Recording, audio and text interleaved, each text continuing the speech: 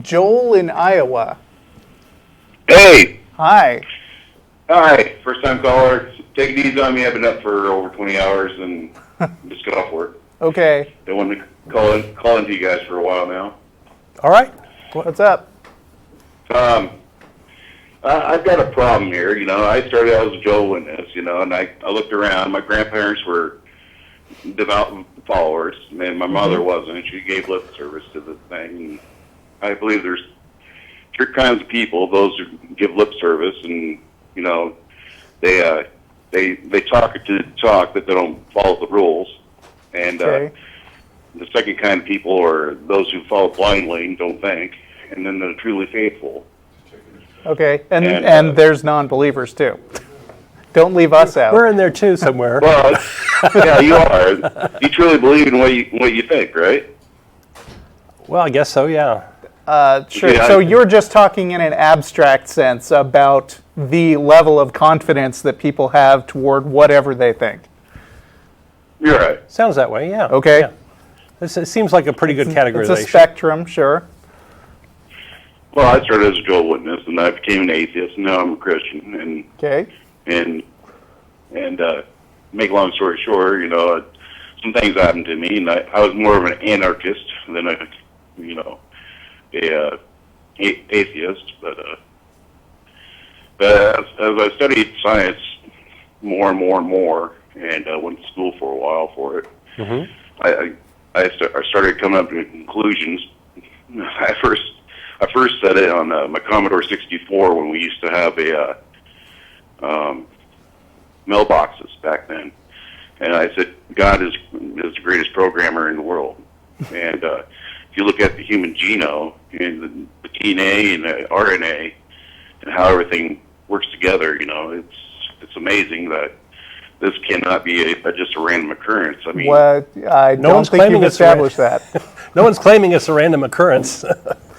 I know, but evolution isn't a possibility. I mean, we can witness adaptation. Well, I mean, you say you've studied science. You understand that evolution is the mainstream scientific theory that is accepted by biologists, right? I mean, it's okay for you not to believe that, but you recognize that this is where scientists land on this question, right? Oh, well, it's mostly divided because... no, it's not. No, there's a lot of folks that try to convince you that it's controversial, and it's not really. It's divided from a religious point of view because a lot of people don't like the implications of evolution, and there's certainly difference of opinion from people who may well be smart people who are experts in other fields, engineers, physicists, whatever. But within biology, the vast majority of practicing biologists recognize evolution as the main explanation for the diversity of life. And among published peer-reviewed papers, there's like very tiny proportion of people who have slipped through papers claiming intelligent design. Granted. So there's not controversy within the field of people actually studying biology. Well, this is where I differ from some of that. You can differ, but you're wrong. Well, let's let the masses decide. Through adaptation, we can witness selective breeding, either be it forced or by natural means. Yep.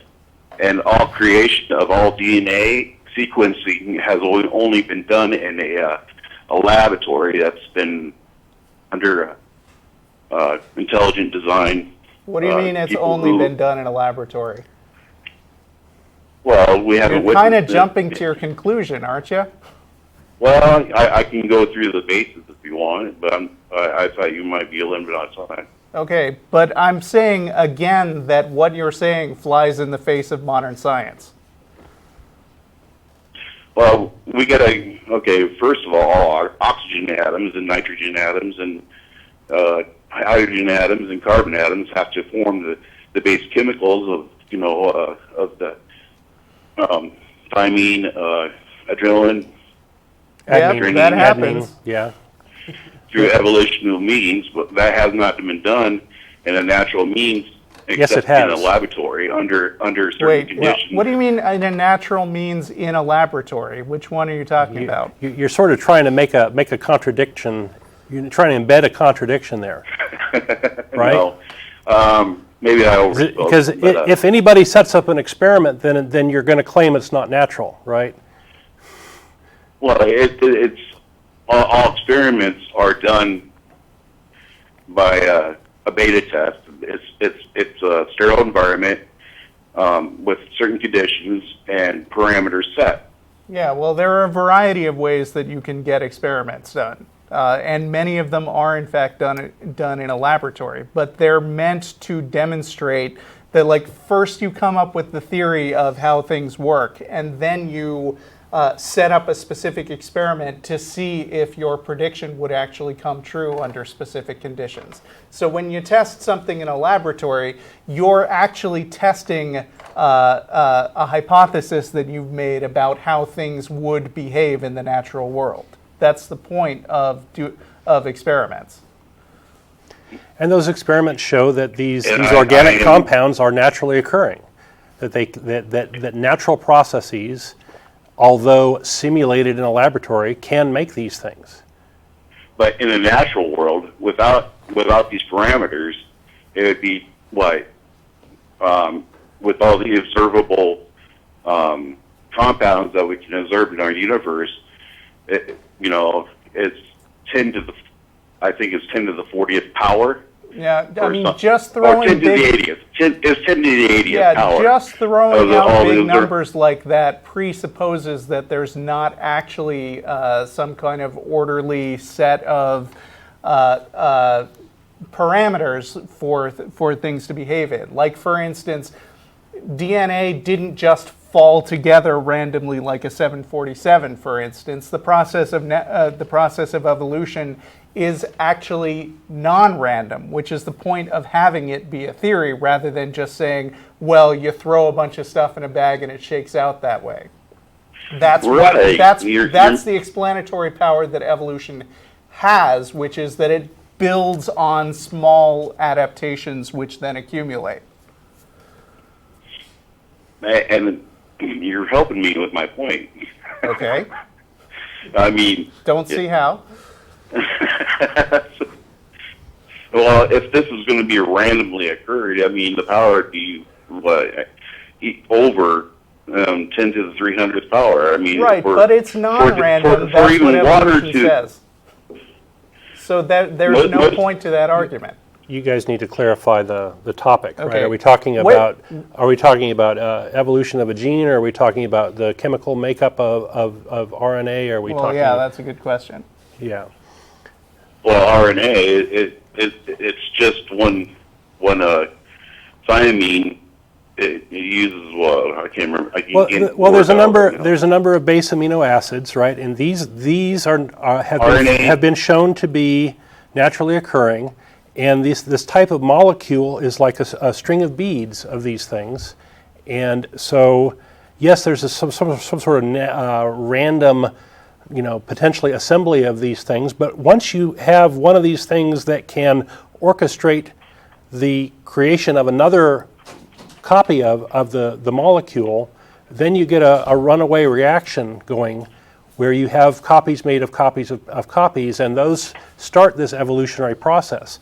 So evolution actually works all the way down at the molecule level. Yes, but it's not through evolution, though. Well, you can't claim the evolution is the only key. It's adaptation and through selective breeding and trial and error. Well, yeah, you can if you're a scientist. Well, we can witness selective breeding and adaptation in a few generations. So what would adaptation look like at this level? Well, it'd be a molecule that assembles copies of itself faster or better, or more of them, than its competitors, or is able to tear down its competitors and cannibalize for parts. It's almost like natural selection at the animal level. Right, but I mean. Well, go ahead. I'm sorry. Cutting through some of this, So, as an alternative to you saying evolution is impossible, which it's not, what is your alternative hypothesis, and how have you proposed to test it? Like I stated, that God is the greatest programmer in the world. I mean, okay, how have you demonstrated independently the existence of God? And if the existence of things has to be explained, then how do you explain where God came from? Well, that is like saying, where would we come from? You know. Okay. I came from my parents. It would, you know, God explains where we come from, but who's God's God is what you're going to say. Okay. Well, yeah. So What? I'm saying, is it possible to just gloss over the question of God's existence, of where God could have come from, and say we don't know yet? Well, we would have to go back to the single point, you know. So you don't. singularity. I mean, So you don't know the origin of God. I don't think anyone does. Well, then how is that an explanation? I mean, The same way, what you need, in order to postulate that God exists as this programmer, you need to have some kind of evidence that the God exists at all. And if you don't think that justifying that explanation is important, then why are you suddenly so insistent that that scientists know every detail, or you can just make up God as this programmer thing? Well, basically, in every human person, our gene, you know, our nucleotide has over 5 billion to 10 billion. Okay. Is And the this is God all a that- big argument from ignorance. Yeah, is the God that you no. believe in, is Yes, the it is. God that you believe in also complicated? I didn't hear that. I'm sorry. Is the God that you believe in also complicated himself? Would you imagine that the processes that make up God are at least as complex as the processes in the natural world? No, he gave us free will. Oh, so God is super simple, and just Yeah, he is actually. Okay. Because, you know, he I gave don't us one see law. how you can justify that. In the beginning, he gave us one law to obey. So God, And we clicked yes on that, and we're just little shiny programs. And I don't we feel clicked like yes. you understood the question. I mean, in my experience as a programmer, the programmer is generally a more complicated entity than the program. Would you agree with that? Not a self-replicating program, no. What? I can write a self-referential program in about 5 minutes. Yeah. Through And binary. you think that's more complicated than me?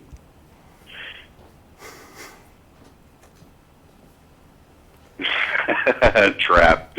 Yeah, that was a good one. Okay. All right. Well, that's fine. Yeah, You can go off and think about that.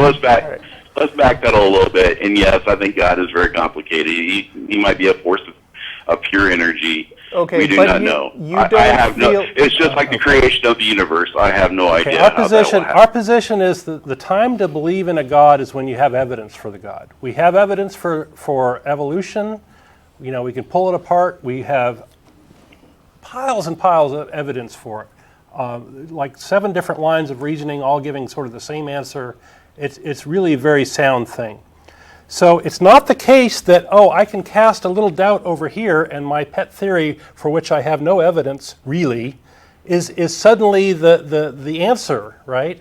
That's an argument from ignorance. That's exactly what that is. Well, I used to blame the Bible for a lot of things, for a lot of the problems we have in the world, and I realized it wasn't the Bible.